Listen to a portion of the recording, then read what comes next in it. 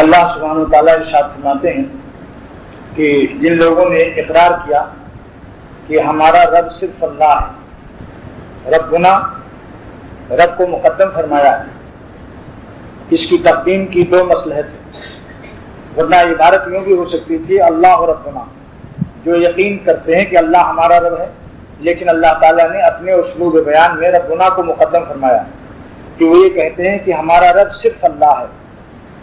تو رب کے مقدم کرنے میں دراصل خبر کو مقدم فرمایا تاکہ حصر کے معنی پیدا ہو جائیں۔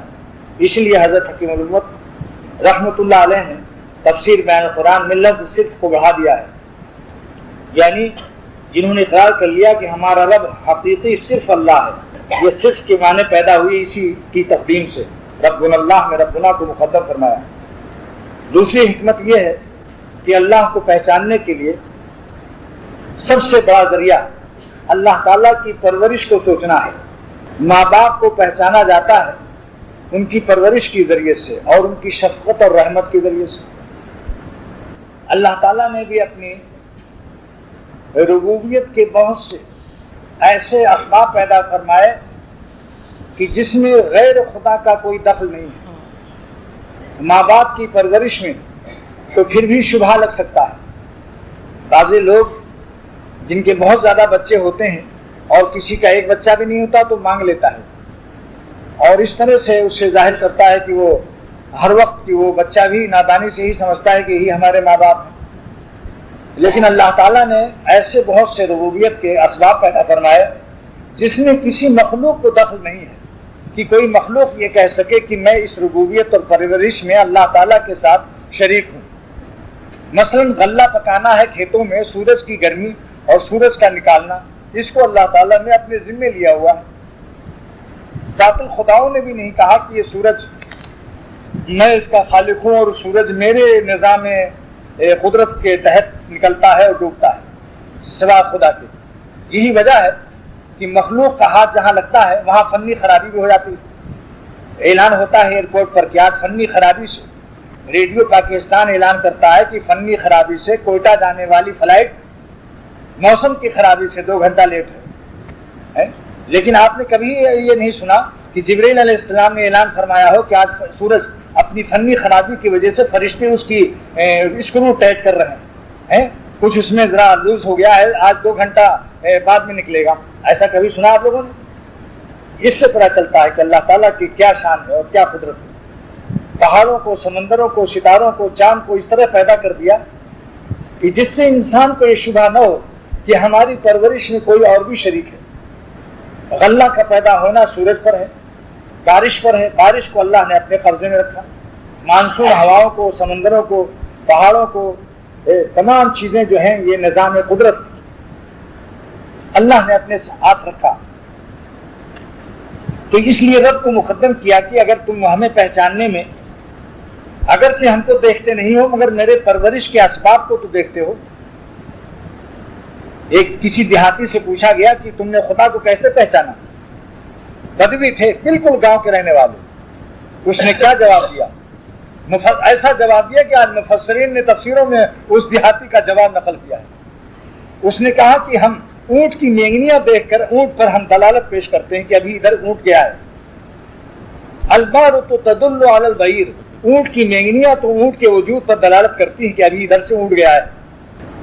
پھر کیسے آسمان اور سورج اور چاند اپنی رفتار سے اللہ تعالیٰ کے وجود پر نشاندہی نہیں کریں گے؟ کہہ دیتی ہے شوخی نقش پا کی ابھی اس راہ سے کوئی گیا ہے۔